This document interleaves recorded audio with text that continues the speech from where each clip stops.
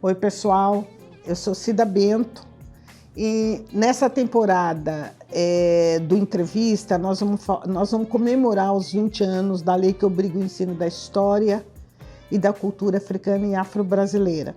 E neste episódio a gente vai tratar de branquitude e sua relação com a educação antirracista. Nós temos hoje aqui no Entrevista Lia Weiner, que é professora, que é pesquisadora do tema das relações étnico-raciais. Também é minha amiga, é alguém com quem eu estou sempre trocando, porque eu escrevo sobre branquitude e a gente tem tido trocas muito interessantes, porque esse diálogo entre uma mulher negra que escreve sobre isso e uma mulher branca que escreve sobre isso. Seja bem-vinda. Eu acho que a primeira questão que eu queria te trazer, Lia, era pensando a educação,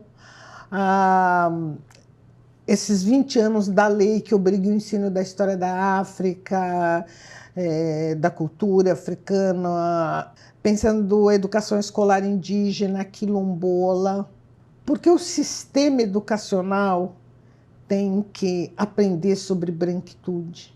Pensando professores, pensando gestores, por que é que eles precisam aprender sobre branquitude? É uma honra ser convidada por você, com quem aprendi tanto, né? E esses anos todos de parceria. Bom, para pensar a escola e por que os gestores teriam que aprender sobre branquitude, acho que tem algo fundamental no conceito de branquitude, que é a ideia de que a branquitude é uma particularidade que se pensa ou se trata a si mesmo como universal. Então, na escola, quando a gente vai pensar a Lei 10.639, a gente tem pensado muito de uma forma hierárquica, tipo a contribuição do negro, a contribuição do indígena, mas a ideia de civilização continua sendo a civilização branca. O que seria pensar a branquitude, por exemplo, no currículo? Aquilo que é da cultura europeia teria que ser mais uma das culturas aprendidas na escola, mas ela aparece como centro e como se o resto fosse apêndices. Por exemplo, né, quando você pergunta a alguém, né, onde nasceu a filosofia, automaticamente as pessoas respondem que nasceu na Grécia.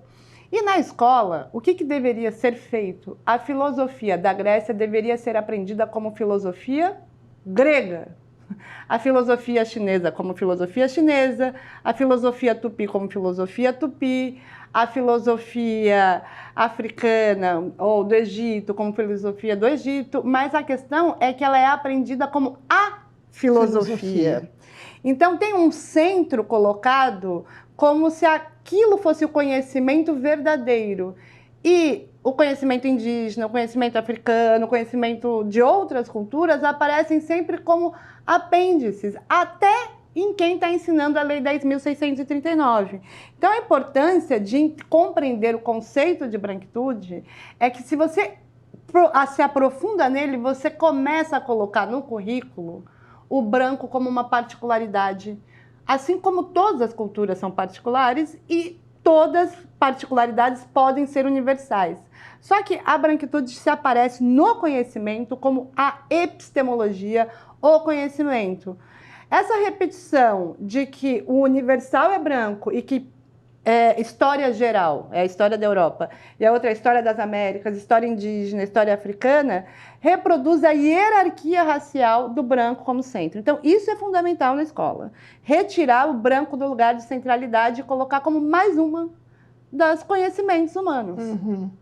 E a gente vê os desafios nisso na discussão, no debate sobre identitarismo, né? Como se todas as identidades, todos esses outros, né, tivessem uma identidade e o branco fosse essa sempre universalidade. Isso tem vindo muito, né? Quer dizer, essa ideia, essa irritação, né, com os debates, mesmo no campo da esquerda eu tenho visto isso. os debates sobre problemas que enfrentam a população negra, indígena, os diferentes grupos, porque todos são grupos, mas o europeu, o branco, é essa universalidade a quem nós estamos sempre relacionados. Talvez algo que eu tenha aprendido com você naquele seu primeiro texto, que era um PDF que circulava por aí, sobre branqueamento no Brasil, é que você diz que a branquitude tem uma errática de projeção, de colocar no outro aquilo que é de si mesmo, né? E se tem algo que é identitarismo, é a branquitude. No sentido de manter os recursos econômicos, manter os recursos políticos, manter os recursos simbólicos no próprio grupo. Ou seja, ser um grupo que é beneficiado pela estrutura racista, mas que distribui esses benefícios apenas dentro do próprio grupo. Isso é identitarismo. Então, se há um identitarismo, de fato, no Brasil, é quando a gente olha para o TJ, sei lá, Tribunal de Justiça de São Paulo, e é 100% de brancos. Isso é identitarismo. Ou o STF só ter brancos. Isso é identitarismo. Agora, olha a projeção. Identitarismo vira o outro, que está procurando por direitos. Se há algo que tem de má fé, é chamar a luta por direitos de identitarismo. Veja, historicamente, o que é o movimento negro? O que eles pedem? Educação. Reconhecimento humanitário. O outro pedido é de direito à saúde, que parem de matar os nossos jovens. Alguém tem coragem de chamar isso de identitarismo? É má fé. Luta por direitos e por recursos construídos pelas mãos negras nesse país para que volte para as mãos negras, seja chamado de identitarismo. E tem sempre uma ideia, né, que é naquele debate que foi construído por uma esquerda brasileira, mas também por, não só, que tem lutas que são legítimas, que é a luta legítima de classe, e que a luta do movimento negro, a luta indígena, a luta das mulheres são lutas identitárias. Agora, há um corpo, de fato, que constrói a classe trabalhadora no Brasil, que é a população negra. É um falso problema. E isso já foi apontado inúmeras vezes. Inúmeras vezes, inclusive, né, naquele texto clássico, Desigualdades e Discriminações Raciais no Brasil, produzido por Carlos Rasenbaum, que ele vai mostrar que a brancura da pele é uma posse no pós-abolição, assim como um carro é uma posse, assim como uma casa é uma posse, a brancura é uma posse, um bem que produz mobilidade na estrutura de classe e na estratificação. Então, isso é um falso problema, dizer que isso é classe ou é raça. A raça informa a classe social no Brasil, no pós-abolição, até hoje. Então, quando a gente pensa branquitude e pensa que o professor precisa aprender sobre isso, que o gestor, que as famílias brancas, né, precisam aprender sobre este lugar, vem sempre o debate de mérito, né, de alguma maneira é como se as pessoas se ofendessem quando você as coloca nesse lugar. Quando você lembra elas que elas são brancas, e são uma particularidade num contexto de diversidade. Então elas ficam um pouco como se você estivesse criando um conflito, como se elas estão na liderança das grandes organizações no Brasil, e aí no campo da educação é a mesma coisa, é por um sistema meritocrático, e então trabalhar com a lei que obriga o ensino da história da África, de alguma maneira vem nesse território mais da bondade de incluir este grupo, e não do branco se colocar neste campo que criou o problema de relações raciais e que precisa ser parte dessa solução, né? Veja, há uma dívida, né, histórica que ela é impagável. Ela é impagável. A gente não vai pagar as 12 milhões de pessoas que foram transformadas em mercadoria e que construíram esse país, e esse país foi feito pela expropriação, expoliação dessa população. Isso é uma dívida impagável. A questão central é que a gente continua aumentando a dívida.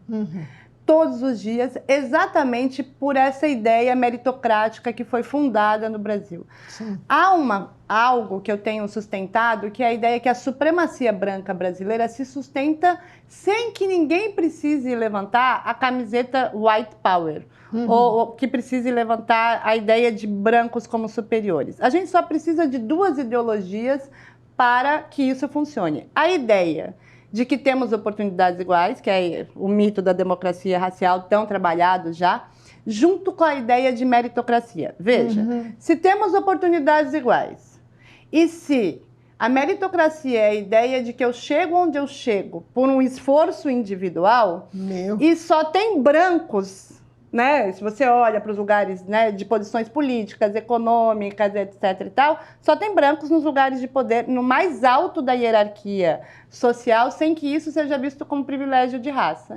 A gente sustenta uma ideia de que os brancos são superiores, porque oportunidades iguais. Eu e você temos oportunidades iguais. Eu chego onde eu chego por mérito individual. Só tem brancos nos lugares de poder, logo os brancos são superiores. Quer dizer, só tem uma resposta para você dizer que os brancos estão nos lugares de poder. É por causa do racismo. Qualquer outra resposta é uma resposta racista. Sim. Que você está acreditando que os brancos são superiores. Ah, não, eles se esforçaram.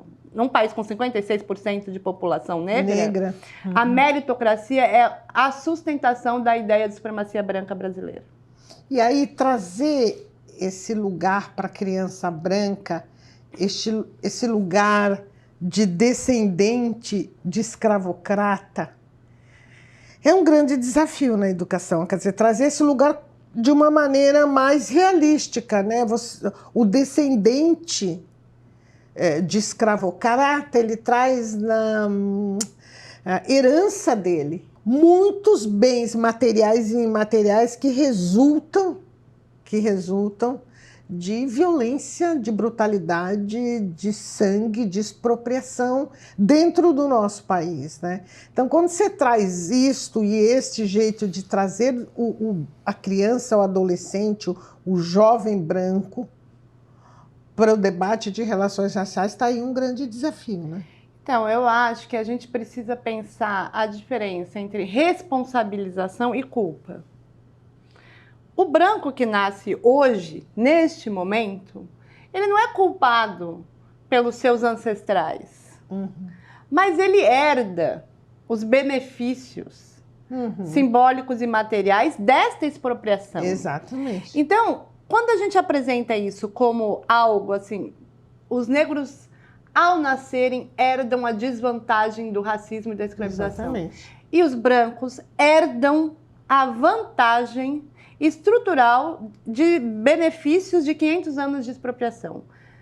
Você retira o lugar da culpa, porque a culpa paralisa e responsabiliza as pessoas por essa herança.